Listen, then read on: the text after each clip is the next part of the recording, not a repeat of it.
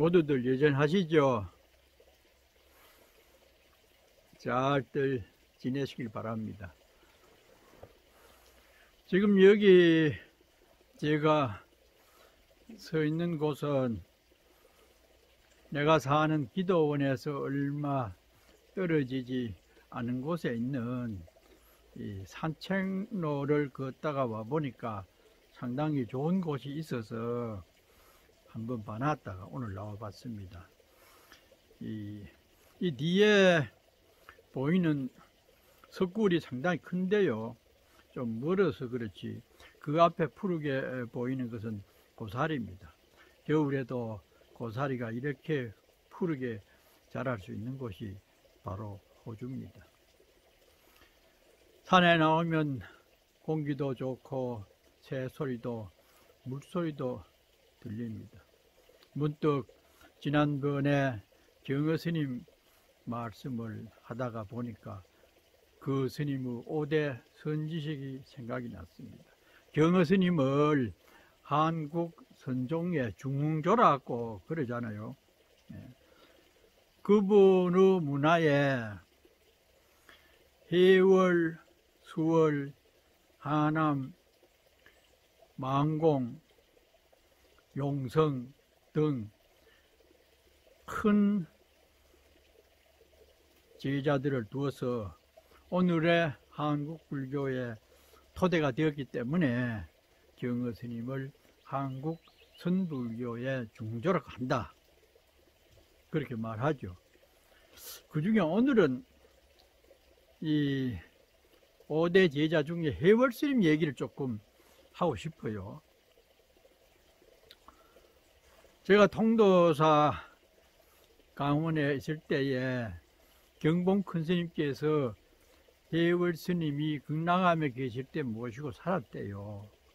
그리고 절에 와서 듣는 얘기 중에 원효 스님, 경허 스님, 해월 스님, 수월 스님 구전으로 내려오는 그런 얘기도 많이 들었고 또는 책자로도 보고 했는데 주로 이 해월, 수월 스님은 아마 그럴 줄 몰랐는지는 몰라도 그냥 전해 내려오는 얘기가 많았어요.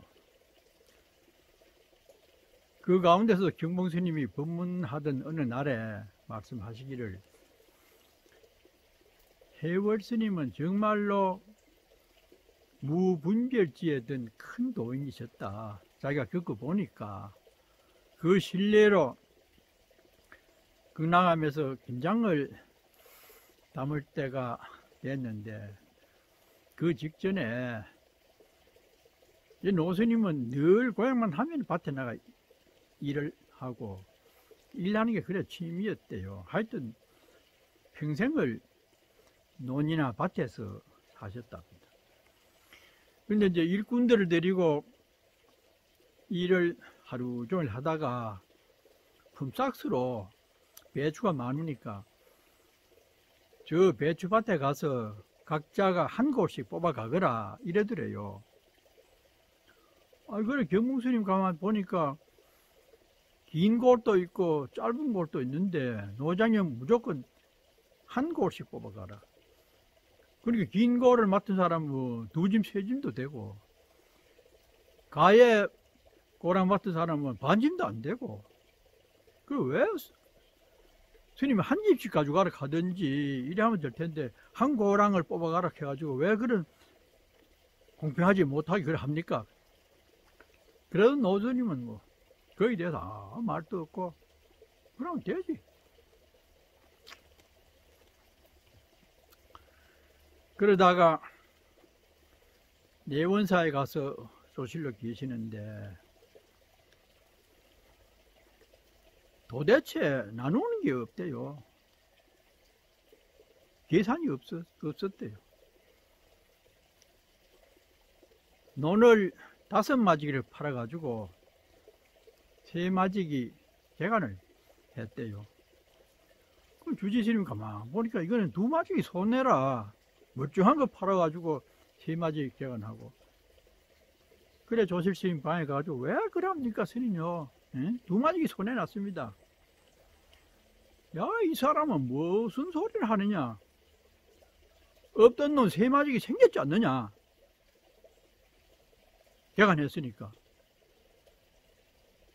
그러니까 결국은 해월 스님의 세계에는 계산이 없고 따지는 것이 없는 전부를 하나로 통째로 보는 그런 인식 속에서 사신 것 같아요.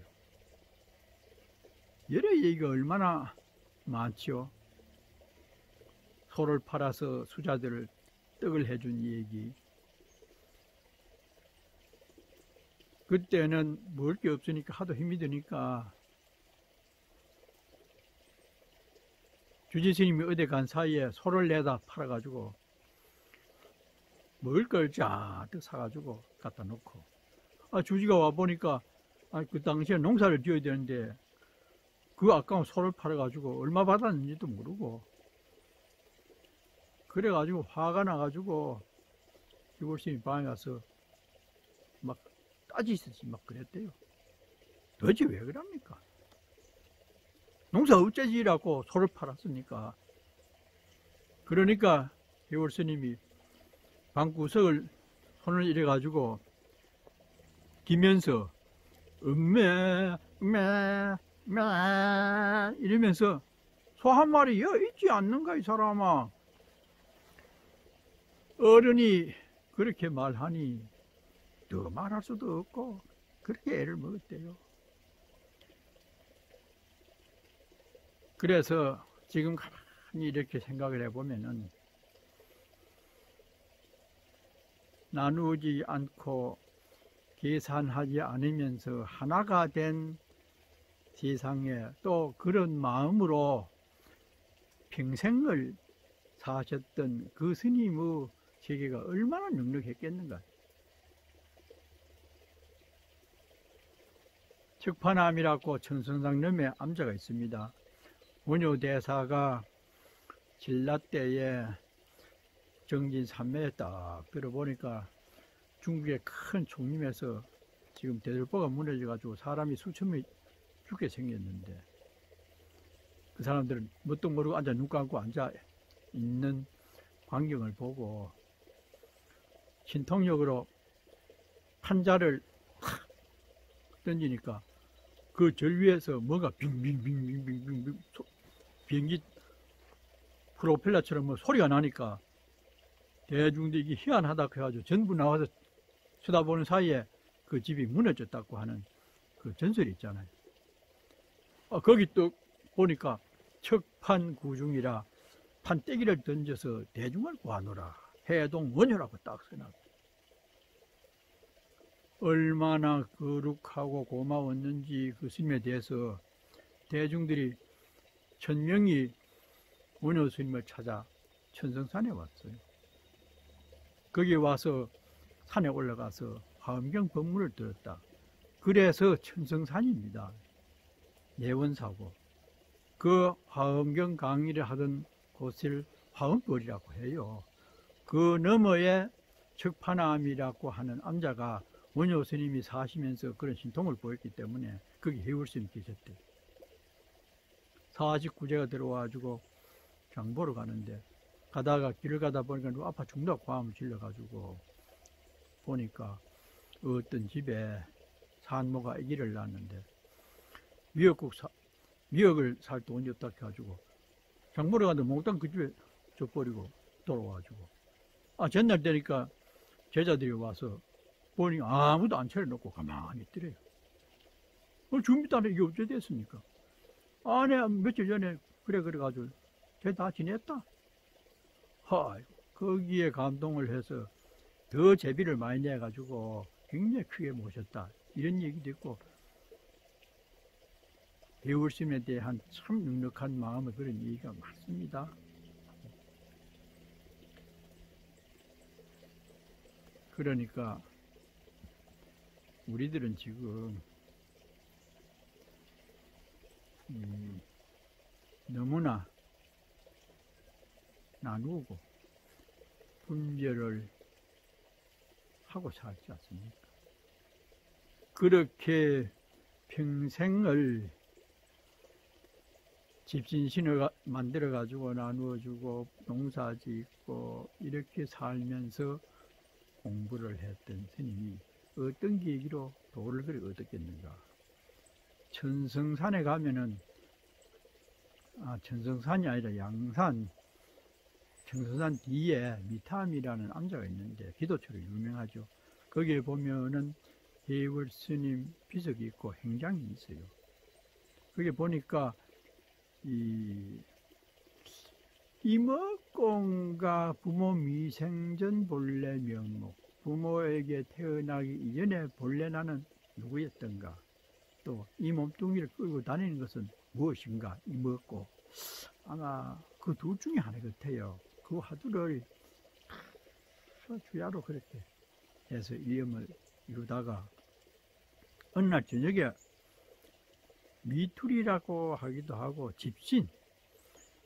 집신을 만드는데 나중에 마무리할 적에 뒤에 끈을 매는 게 있습니다. 나도 할아버지 집신 만드는 걸 어릴 때 봤거든요.